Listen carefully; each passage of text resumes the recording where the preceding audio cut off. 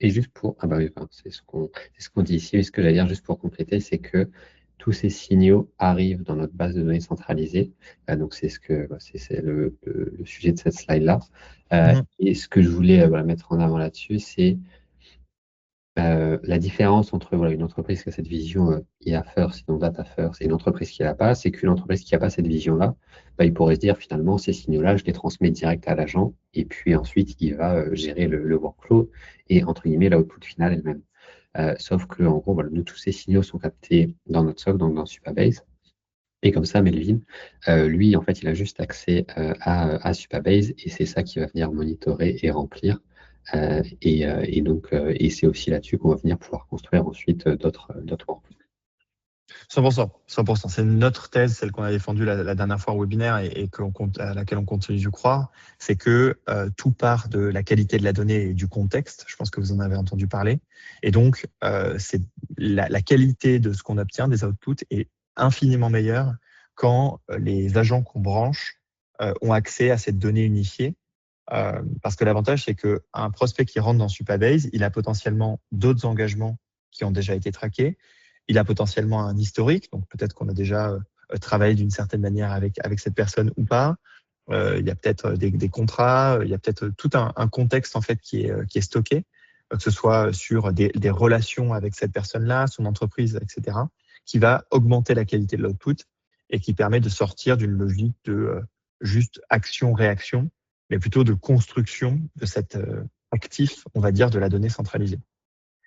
Donc effectivement, ces signaux-là atterrissent dans notre base de données et elles passent, la première étape de notre workflow, ça va être, je le détaille juste après, mais pour que vous ayez les étapes, ça va être une porte déterministe, à savoir un script, donc c'est vraiment écrit dans du code et c'est A puis B puis C, qui va venir disqualifier les prospects qui nous intéressent pas. Donc là, la logique, c'est que on va pas essayer d'aller trop dans le détail, on va écarter le gros de ce qui nous intéresse pas, en partant du principe que un script Python, par exemple, en fonction euh, du titre d'emploi, le job title, ça nous donne déjà une bonne indication et ça permet d'éliminer le gros, on va dire, des personnes qui vont pas être pertinentes pour nous. Et ensuite seulement, une fois que cette qualification, qui est donc gratuite ou quasiment, parce que on peut peut-être mettre des appels LLM là-dedans, sur des cas d'usage particuliers, mais globalement, ça coûte quasiment rien. Ensuite seulement, on le passe à l'agent, Melvin, qui va donc se charger du gros du travail, qui va être la qualification cette fois. De se dire, OK, une fois qu'on a éliminé le tout venant, voyons voir si, en y regardant de plus près, cette personne est vraiment intéressante pour nous. Ensuite, ce qui va se passer, vous l'avez vu dans le Slack, c'est que on est encore dans cette phase où on n'a pas voulu automatiser jusqu'au bout et Melvin va nous envoyer des messages tous les matins ou même à longueur de journée d'ailleurs pour nous proposer son résultat en disant voilà, j'ai trouvé que cette personne était pertinente pour vous, voici la raison, voici l'engagement, ou voici la raison plutôt pour laquelle je vous ai mis cette personne, voici les recherches que j'ai effectuées et voici le brouillon de messages que je vous propose d'envoyer. Et nous, tout ce qu'on a à dire, c'est oui, non, voici le message modifié que j'ai envie d'envoyer, voire même poser des questions. Ah, je trouve que là, c'est un peu tiré par les cheveux. Ah, est-ce que tu peux me donner un autre angle d'approche? Ah, ben là, j'aime pas ta tournure de phrase. Et tout ça dans Slack. Donc, le gros avantage, c'est que on pourrait aussi interagir et modifier un peu plus à la racine sur Cloud Code. Le gros avantage d'un agent, c'est qu'en fait, c'est accessible euh, où vous travaillez en fait déjà dans Slack. On a juste à répondre à l'agent comme vous répondriez à un collègue de dire ah ben j'aime bien ton message, mais tu pourrais modifier ça. Et dans ce cas, Mélanie nous dit ok, c'est chouette. Et en plus, on en parlait, mais il va prendre en compte ce feedback, et je vais vous montrer juste après, il va le retenir et il va s'améliorer pour la prochaine fois. Et en plus de ça, donc une fois qu'on a demandé à Melvin de valider, la dernière couche, évidemment, c'est celle du suivi. Donc, on a des automatisations que Melvin gère, hein, qui va permettre de faire la relance, nous donner aussi des digests, donc des résumés d'activités en disant, ben voilà, hier, voici ce qui s'est passé, la semaine dernière, voici ce qui s'est passé.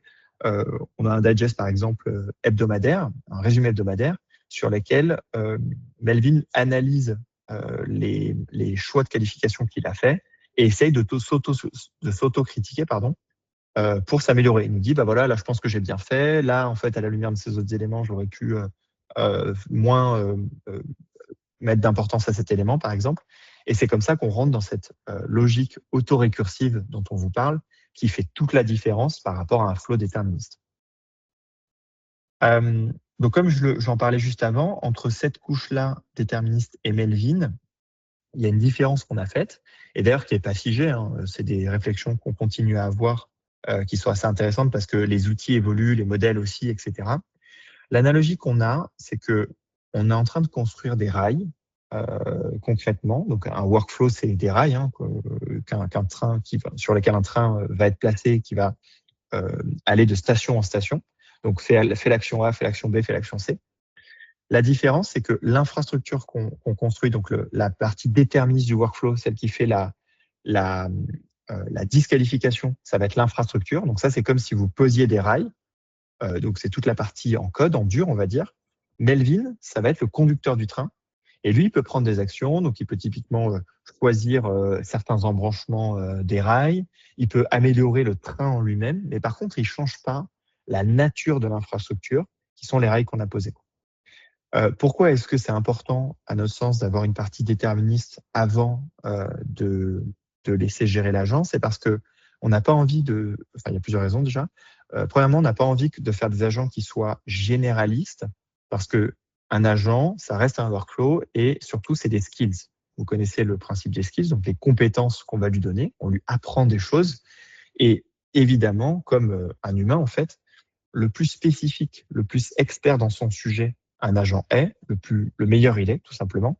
Et donc, on n'a pas envie d'avoir un agent qui sait à la fois, qui connaît par cœur tout le pipeline marketing et commercial, et qui sait, ou qui soit aussi développeur et qui sache réparer les rails, et en même temps avoir un discours commercial. On veut un agent qui soit expert de son métier. Et en l'occurrence, cette limite-là, pour Melvin, on l'a fixée à la qualification, donc savoir à qui parler, et le copywriting, savoir quoi lui raconter. Et ça, c'est le rôle d'un SDR, donc d'un commercial.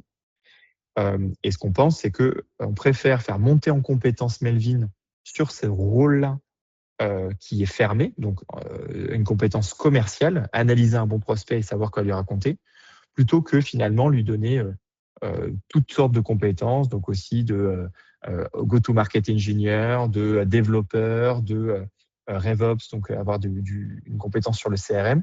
Ça peut aussi faire l'objet d'automatisation ou d'agents, mais plutôt sur des scopes qui sont dédiés pour avoir chaque agent qui est expert de son scope. Mais vraiment comme un humain finalement. Donc, c'est pour ça qu'on l'a séparé en deux.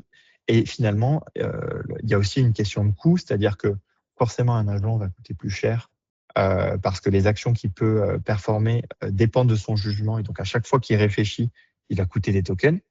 Alors qu'une infrastructure déterministe, elle exécute un script sans se poser de questions. Je ne sais pas si c'est clair. Je ne sais pas si tu as d'ailleurs quelque chose à rajouter sur cette partie-là.